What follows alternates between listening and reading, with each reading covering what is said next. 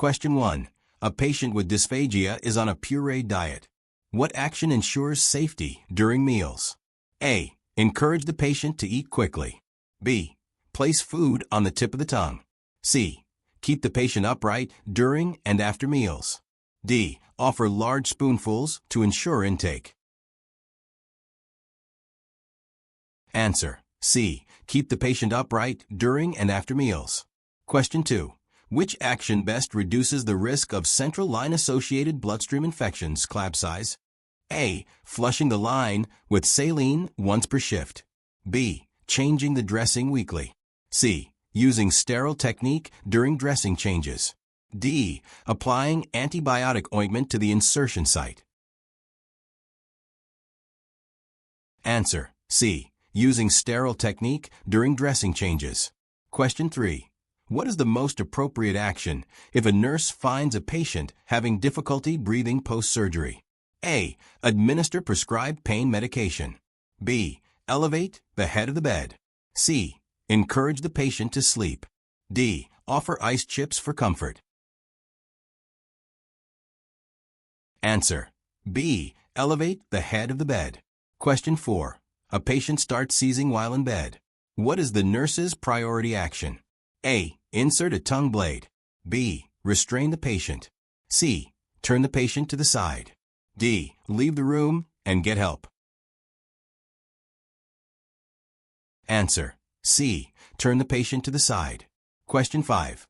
Which patient is the highest safety priority for the nurse to assess first? A. A patient with a stage 2 pressure ulcer. B. A patient with chest pain and shortness of breath. C. A patient requesting pain medication. D. A patient with a mild headache. Answer. B. A patient with chest pain and shortness of breath. Question 6. What is the safest intervention to prevent medication errors during shift changes? A. Leave medications for the next nurse to administer. B. Perform bedside report with the oncoming nurse. C. Skip the last medication round. D. Document all planned medications in advance. Answer. B. Perform bedside report with the oncoming nurse. Question 7. What should the nurse do before transferring a patient from bed to wheelchair for the first time? A. Tell the patient to sit up quickly. B. Assess the patient's strength and balance. C. Move the patient without delay. D. Ask a family member to assist. Answer. B. Assess the patient's strength and balance. Question 8. A patient refuses a prescribed medication. What is the most appropriate nursing action? A. Hide the medication in food. B. Insist the patient must take it. C. Document the refusal and notify the provider. D. Save the dose for later. Answer. C. Document the refusal and notify the provider. Question 9. Which action should the nurse take to minimize radiation exposure when caring for a patient receiving internal radiation therapy? A. Wear a lead apron and limit time near the patient. B. Stay in the room as long as needed. C. Dispose of all linens in biohazard waste. D. Use sterile gloves during care. Answer. A. Wear a lead apron and limit time near the patient. Question 10. Which behavior by a UAP requires immediate correction to maintain patient safety? A. Answering a call light promptly. B. Assisting a patient with ambulation without a gait belt. C. Reporting low urine output to the nurse. D. Turning a patient every 2 hours. Answer. B. Assisting a patient with ambulation without a gait belt. Question 11. Which instruction should a nurse include when teaching a patient about home oxygen safety? A. Keep oxygen tank near heat source. B. Use petroleum jelly around the nostrils. C. Do not smoke near the oxygen equipment. D. Increase oxygen flow without a prescription. Answer. C. Do not smoke near the oxygen equipment. Question 12. A nurse is precepting a student who is preparing to administer an intramuscular injection. What action requires intervention? A. Selecting the ventrogluteal site. B. Using a 1.5-inch needle. C. Recapping the needle after drawing up medication. D. Cleaning the site with alcohol before injection. Answer. C. Recapping the needle after drawing up medication. Question 13. Which situation requires the nurse to file an incident report? A. A medication was given 10 minutes late. B. A patient falls while trying to get out of bed. C. A patient refuses to eat lunch. D. A family complains about visiting hours. Answer. B. A patient falls while trying to get out of bed. Question 14. What is the nurse's priority when a fire alarm goes off on the unit? A. Silence the alarm. B. Evacuate all patients. C. Shut the oxygen supply off immediately. D. Move ambulatory patients away from danger. Answer. D. Move ambulatory patients away from danger. Question 15. A patient with Alzheimer's disease is found wandering the hallway. What is the nurse's best initial response? A. Redirect the patient back to their room calmly. B. Call security. C. Apply a physical restraint. D. Scold the patient for leaving the room. Answer. A. Redirect the patient back to their room calmly. Question 16. Which nursing action promotes safe for medication administration? A. Administer 4 push medications quickly. B. Flush the 4-line before and after medication. C. Ignore minor resistance when injecting. D. Use the same syringe for multiple medications. Answer. B. Flush the 4-line before and after medication. Question 17. Which finding would require the nurse to immediately contact the provider? A. A potassium level of 4.2 milliequivalent/L. B. A temperature of 98.9 degrees Fahrenheit, 37.2 degrees Celsius. C. A respiratory rate of 8 breaths per minute. D. A pulse of 82 beats per minute. Answer. C. A respiratory rate of 8 breaths per minute. Question 18. What is the most important step before inserting a Foley catheter? A. Shave the perineal area. B. Administer antibiotics. C. Perform hand hygiene and use sterile gloves. D. Elevate the head of the bed. Answer. C. Perform hand hygiene and use sterile gloves. Question 19. A nurse is caring for a patient on a high-fall risk protocol. Which intervention is appropriate? A. Leave the lights off at night to promote sleep. B. Encourage the patient to call before getting up. C. Keep bed in high position for easier transfer. D. Remove the call bell to reduce confusion. Answer. B. Encourage the patient to call before getting up. Question 20. Which action demonstrates correct use of a transfer belt? A. Placing it over bare skin. B. Positioning it at the waist over clothing. C. Holding the patient's arms for support. D. Securing it loosely around the chest. Answer. B. Positioning it at the waist over clothing. Question 21. A nurse finds a frayed electrical cord on a portable 4-pump. What is the safest action? A. Tape the cord and continue using it. B. Notify maintenance and tag the equipment as faulty. C. Continue using the pump until a replacement arrives. D. Wrap the cord and hide the damaged part. Answer. B.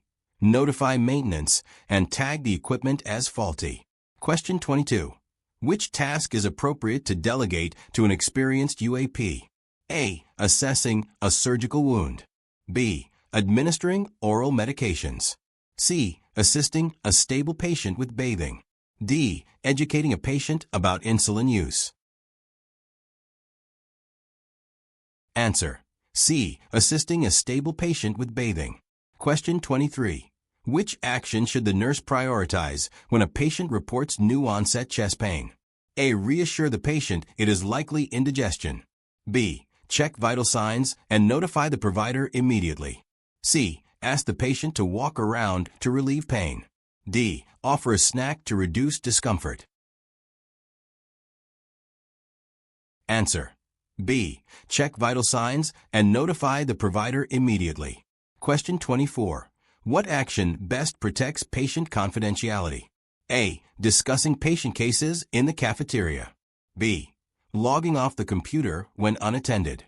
C. Leaving charts open on the nurse's station. D. Sharing patient information with coworkers in other departments. Answer. B. Logging off the computer when unattended. Question 25. Which patient should the nurse see first after receiving shift report? A. A patient with a temperature of 99.2 degrees Fahrenheit. B. A patient complaining of new numbness in the legs. C. A patient awaiting discharge orders.